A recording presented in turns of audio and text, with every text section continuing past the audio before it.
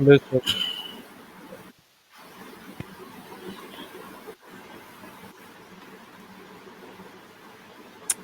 Thank you.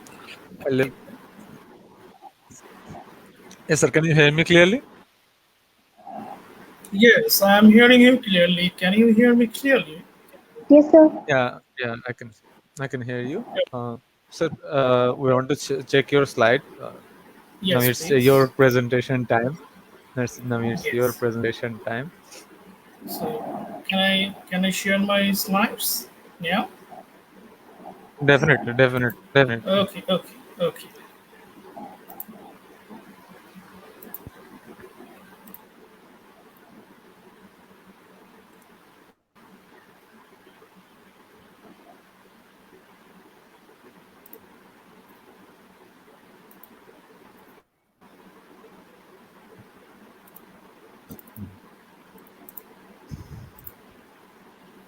So my slides are okay. It's visible. It's visible. Just click on hide button in the open tab. Just click on Okay. hide. Okay. Yeah. Now Okay. it's okay. It's everything okay. Yeah. Now this stage is yours. Okay. Thank Over to you. you, sir. Uh, Thank you. Assalamu alaikum, everyone. Good evening. This is Shahriar Parvez, and today is a lecture and a presentation program, or that is called international webinar, arranged by Institution of Global Professionals. And I believe that this is one of a greatest opportunity for the participant to participate in this kind of international webinar. So you can easily gain the knowledge from different professors, different experts all around the world. Now, today, the main topic is the gender and the social capital building in education. And already the previous speaker said or already speak on girls' education. Now it is my turn, and my topic is social capital, motivation, empowering education. And what do you understand by capital? At first, we must want to know what is capital. The point is here, capital is nothing that increases one's ability to gain the value or generate the value. It can be used to increase value across a wide range of categories such as financial, social, physical, intellectual, etc. Now the point is here, if we divided this capital, then this capital actually forms in eight categories, like intellectual capital, then so on, the social capital, the financial capital, the living capital, cultural capital.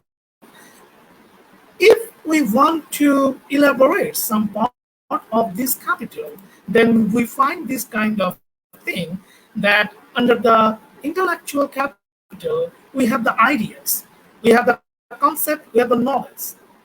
Under the spiritual capital, we have the faith. In the social capital, we have the influence. And in a financial capital, we have money, currency. Material capital, we have raw materials, product structure. In the living capital, we have soil, the water, and also in the cultural capital, we have the story, the song, so on. Now, if we just more elaborate these eight forms of capital, then we find out this thing that under the capital, the currency and compensation. In the social capital, the currency is connection. So far, we will discuss this later elaborately. Then in the material capital, the currency is material resources, and the complexing is tools, building infrastructure.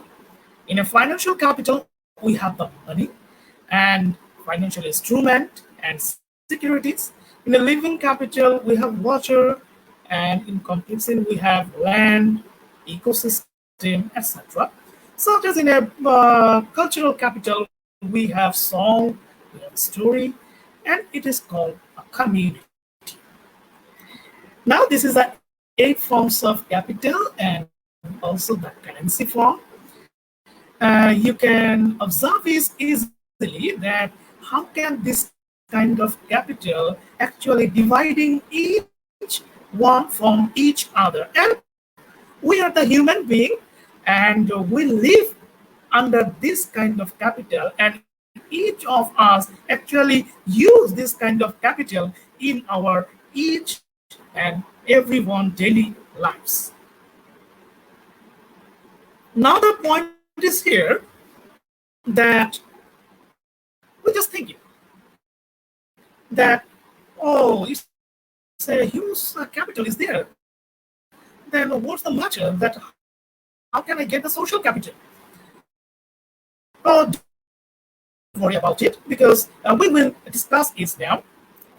That when you are alone, like if you observe this picture, you can easily get that a chick just sleeping because he or she is alone. A man playing a frisbee alone because no one is here. So if you are alone, then sometime you are get bored and you have nothing to think about it. Then what can you do in your life? Now come to the point that when you are social, you see the kids all are together. They are playing with some toys, and no boring is here. Boringness is go away. In the meantime, when they are playing, you see the peoples are playing now the frisbee. They give one to another, so they are enjoying this kind of playing, this kind of game. Now come to the point that what is social capital? And the social capital is a connection, like all of us together by giving our hand to hand and create something new in a society. The social capital can be divided under the 3 forms like social network, trust, and share the norms and the values. And the social capital consists that social capital is the process of building trusting relationship, mutual understanding, and share the action that bring together individual, communities, and institutions.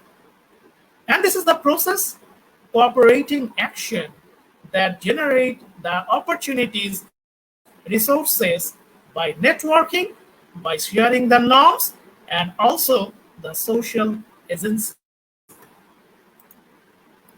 Now, these are some literature that some professor from Harvard University defined the social capital is a connection among the individual, the social network, and the norms of trustworthiness. The social capital is that a person either has or can develop by being able to bridge the structural holes in a social network. And the concept of the social capital became prominent in business literature in 1998. Now, the social capital actually defined from different things under his umbrella, like networking, produce collaborative attitude, shared norms, values, mutual understanding, trust. So these are the factors actually contributing a sense sustainable development in the social capital.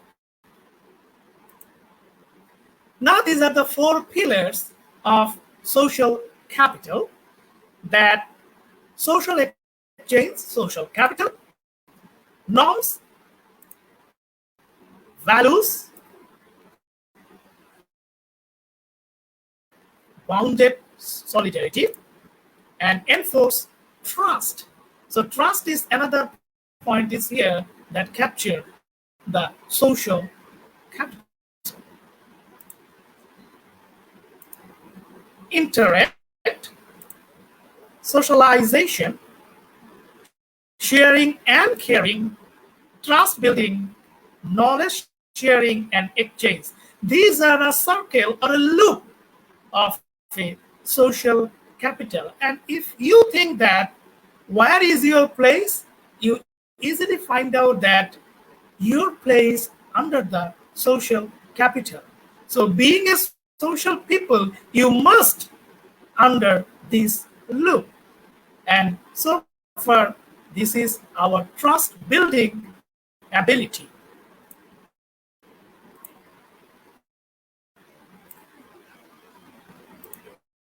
Now, we come to more elaborate on social capital, like networking, bonding, and bridging.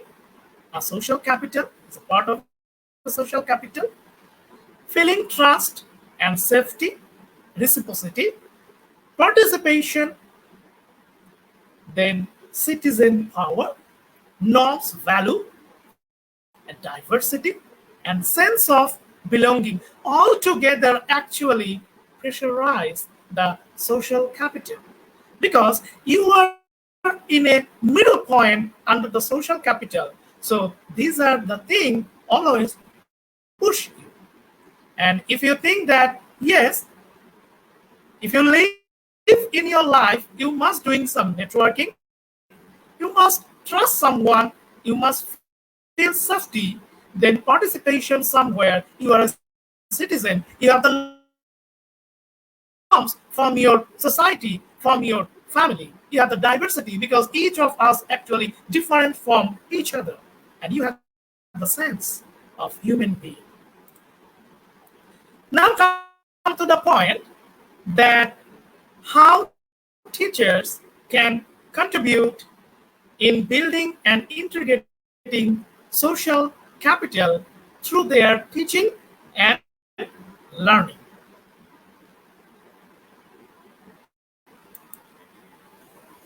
This is the social capital windows, and under this window, we can easily observe that there are two bounds, that is support and control.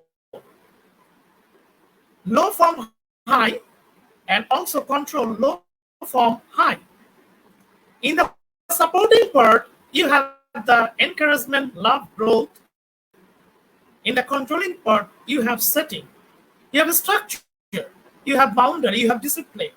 Like if we think that our control and support is low, then doing nothing. If the support is low but the control is high, then doing something like blaming, you are controlling. If the support is high and the control is low, then doing for reasoning, you have some excusing because you have no control at the time. But if the control and support is high, then you are doing some collaborative work, some responsible work, some accountable work. So it is a social capital window. And it is very much necessary for the student. Now, teachers' role in creating social capital. Teachers function as proactive agent who actually facilitate the social interaction and adding student access the resources. They are the ones And these are the dynamic things a teacher can do for their student, which build a trust and reciprocity.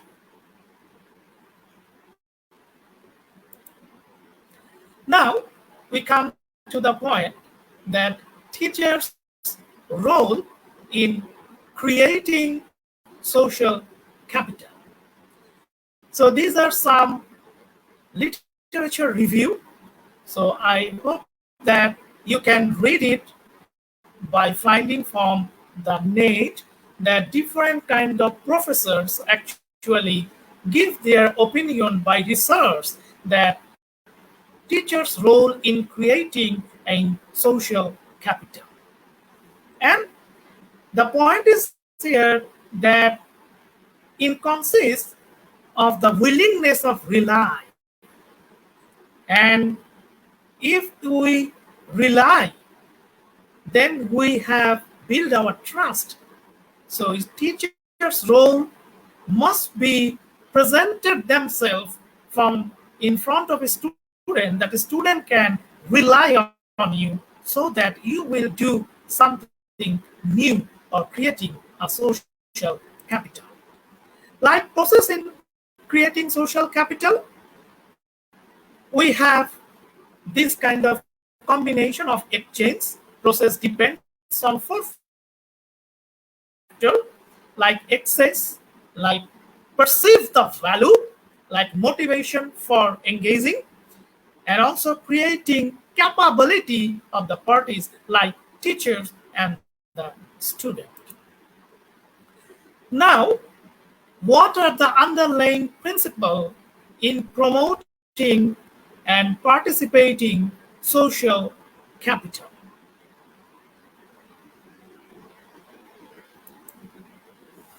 The three underlying principles of social capital are here. That what we believe, what we are going to practice, and what we are committed to promote. So these are the principle of social capital that what we believe, what are we going to practice, and what are we committed to promote. Now, point is here that how does social capital work? The term social capital emphasizes not just warm and cloudy feeling, but a wide variety of a wide specific benefit that follow from the trust, the information, also the cooperation. Social capital create value for the people who are connected at least sometimes.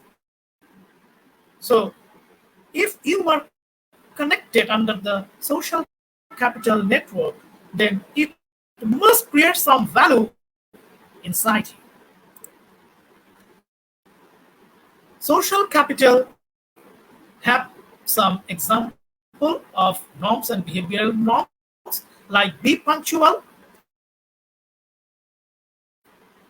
keeping cell phone silent mode inside the classroom, be ready to ask the question, then mutual respect, giving and receiving constructive feedback, and also sharing the ideas and thinking. So it is a both side thing, like a teacher must silence his phone in the classroom because your student following you, because you are the role model for your student. And a student must respect this thing because without your participation, a classroom actually empty. Now, how can we measure the social capital?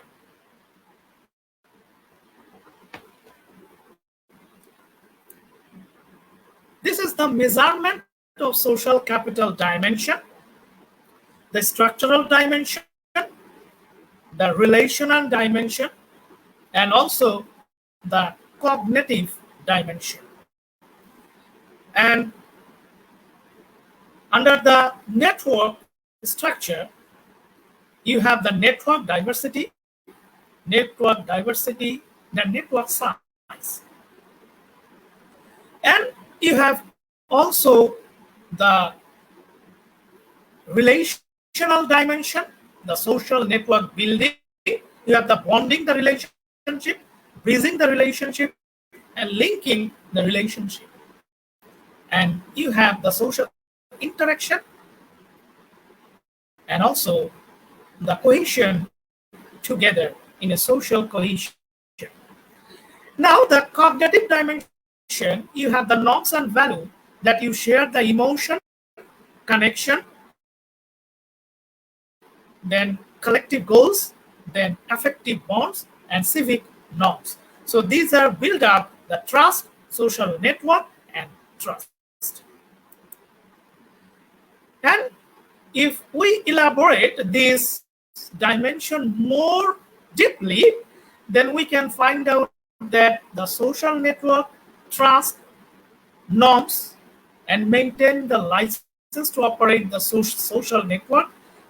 We have the definition, we have the measurement, and the benefits and value we can get from the social network, that it you have the job opportunity, you have the knowledge, then you share the information under the low transaction cost, and also you have the self-respect, self-sustain, higher social role definition. You have improved your health and reduce the crime higher, and also corporate social responsibility that is called CSR or corporate philanthropy. So this is a part also from a social capital. Now we come to the another part of these slides, that is higher education, because today our topic is social capital and motivation in education, or motivation, a power in education. So in a higher education, what is it? We see that a higher education qualification can lead to increase the earning potential. So it is definitely right, because all of the students, when they finish their academic career, they want to earn something. So higher education actually give you a wide range of opportunities, a more rewards for your career. So no matter what your circumstance, it could be right choice for you. So those who want to become a higher educated student or a people, they must need a social capital. Now, if we describe this higher education, we can categorize the higher education under 8 forms. Like educational qualification level, we have the entry level, then we have in the entry level you have the basic knowledge, then you come to the next point, that is called level 1. Under the level 1 you have some basic knowledge and ability to apply the learning and guidance or supervision. Now, from the next part, you have level 2. Level 2, basically the A level. So you have the good knowledge and understanding of subject, ability to verify of task with someone, and you have guidance or supervision sustainable for many job roles. Now, in the level 4, you have the specialized learning and also the knowledge of working in a specific area, sustainable for people working in technical and professional job, and managing and developing of companies. others.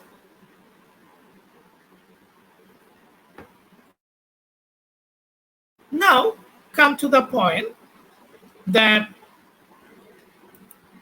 in the level 5, you have ability to increase in depth of your knowledge. And in the level 6, you are more ability, like it is a bachelor degree, that you understand and create something. And in a level 7, you are already in a master degree holder.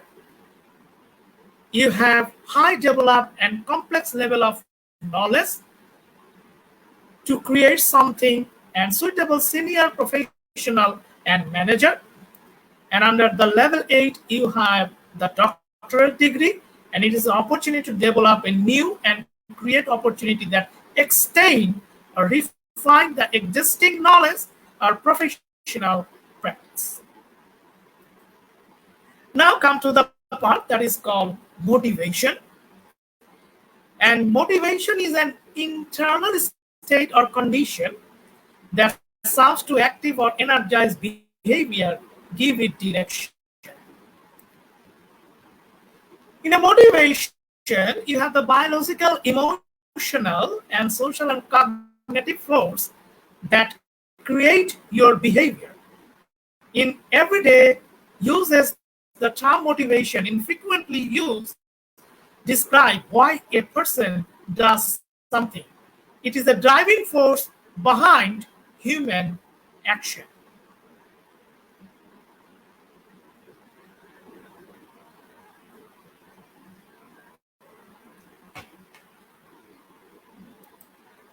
Under the motivation, you have some factors that you have intensity, you have intensive, you have expectation.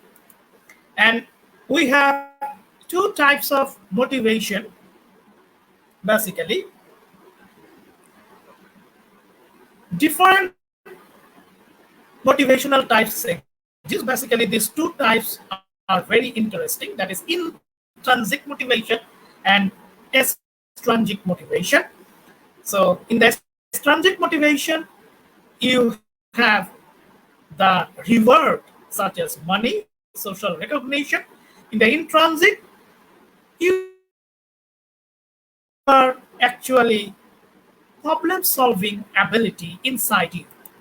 Now, in the extrinsic motivation, you have some extrinsic power, some external motivation, some like influence outside of the individual.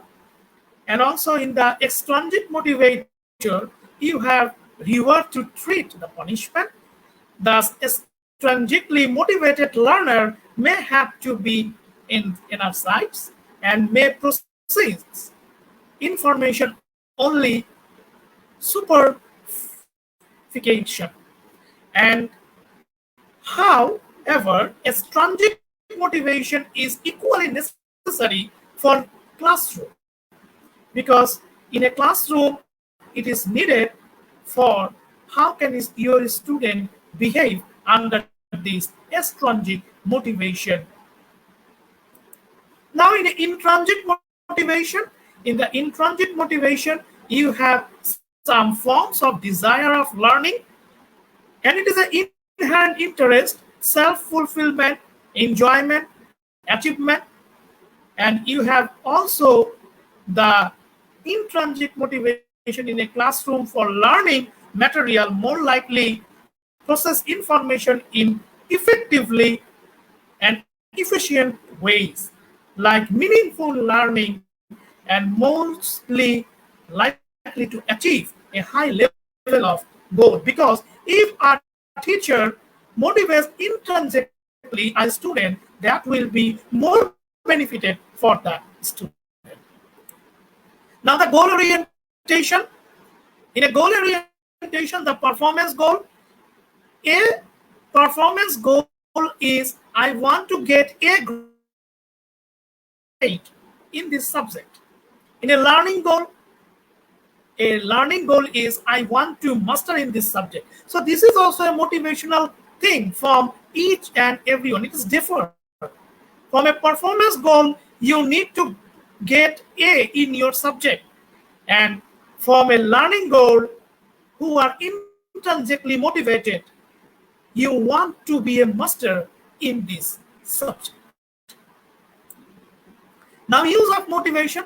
There are different ways to use this motivation, and understanding motivation can help improve the efficiency of people as they work towards the goal, help people take action, encourage people to engage in health oriented behavior, help people avoid unhealthy and risk taking and addiction, help people feel more in control of their lives, improve overall a being and happiness.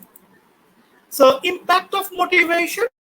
This is the impact of motivation. Motivation can three major components like activation, persistence, and intensity. So you are motivated, you are active, you are persist, you are intensity under you from inside you. This is one of the major components of motivation. Now the impact of motivation, like in active, involve the decision to initiate a behavior such as enroll a psychological class. Persistence, like it is continuous effort to goal even these are obstacles. For example, persistence would be taking psychology course in order to learn, earn a degree. Although requires significant investment of time, energy, and resources. Intensity, like intensity, you have pursuing the goal. For example, a student might cause without much effort, while another student will study regularly participation in their class. Now, how to motivate your student? In a motivation, you have the goal, you have the vision, you have admire, you have support, you have teamwork, you have mentor, you have performance, and after all, you have achievement or success. The point is here, change takes time. Keep your eyes on the prize, not on the obstacle. Make it real. In order to intrinsic motivation, try to create learn activity based on the topic taught, and also learning should be practical, help student find personal meaning and value in the material. Strategies include using live modes, videos, and simulators. So make it real. As a teacher, it is your duty to make it real, like create activity-based learning system in your classroom. Without activity-based learning system, it is not possible for your student to capture this world, because in the corporate world, they are actually now want who actually know something, who actually do something. It is not based on their grade or on their activity. It is based on their power, that how can he is capable and capacity has inside his or him to create something new or create something benefited for the organization. So provide the choices.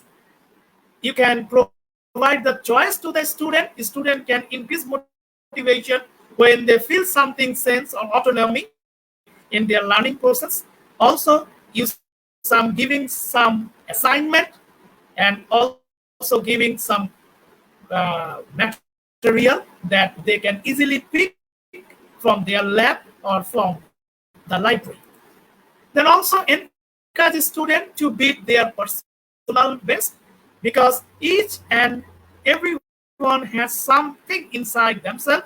So avoiding creating intense competition among the student, because it is not a point of competition, it is a point of learning.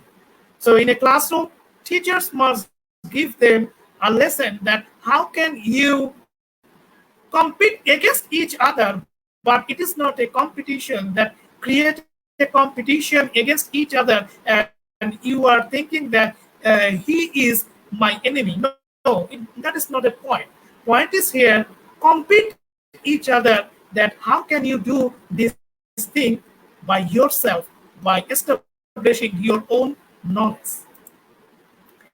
Effective teaching is one of the part of the motivation, because you must teach the student not avoid long lecture. You must avoid long lecture and direct instruction, because now the point is here that if the teacher always give the lecture, and a student just write it down,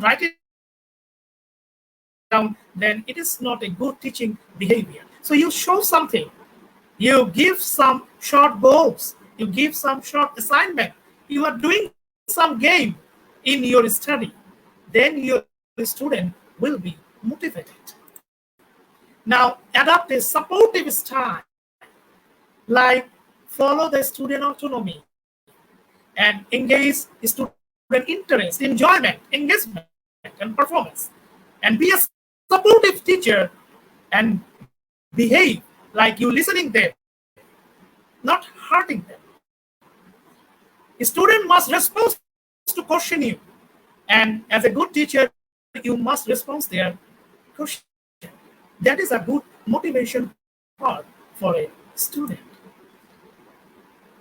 Then strategize with struggling student. Also, all of my students are not equally knowledgeable. So some of them easily understand something, some of them not easily understanding. So it is your duty, when students are struggling with poor academic performance, low self-efficiency or low motivation, so a good teacher must help them that how to learn, must give them some reviewing exam, that how can you do something new in this study. Dealing with failure, teach your student to contract the tasks rather than, if they fear of failure, no, it is not a point of fear of failure. Failure is a result that lack of information. So if the student have enough information, then student can easily taking the thing, problem solving, and it is not the factor of failure at that time. They will gain something. So teachers must give the student resources, because resource is important part that teacher provided to the student, and only based on the textbook is not a part of a good motivation from the teacher. So he gives them some assignment from net, from day-to-day daily newspaper. Then your failure student will give more effort on their study. And you must know your student well, because without knowing your student easily, then how can you motivate your student? So it is a duty for a teacher to know the interest of the student, that what's the student want to learn from you. Some of the student want to learn some cognitive thing from you, like some of the student like to learn something, some of them doing something. So it is your duty to get the good feedback from your student and know your student better, and help a student find intrinsic motivation can be a great helpful for the student be motivated. Your student, because each and every student has something inside them. So doing a personal reasoning for doing classwork and hard working hard, so giving them material. So it is your duty to learn that how your student intrinsically motivated, and make goal for high but not attainable. At least you must take a goal of high and also attainable, like you pushing your student to go to the moon and without rocket, then it is not possible for a student to go there.